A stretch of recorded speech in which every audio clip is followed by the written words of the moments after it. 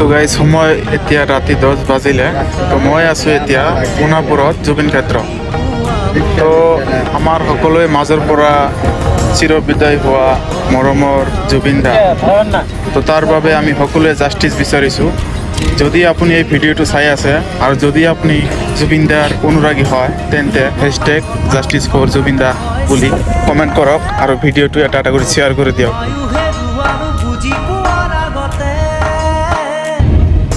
এটা #justice4jubinda বুলি লিখি দিব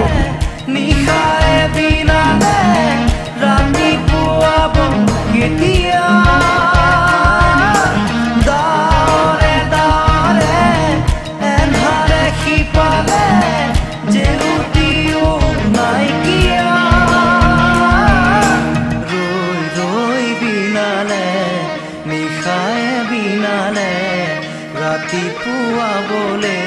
কিমান পথ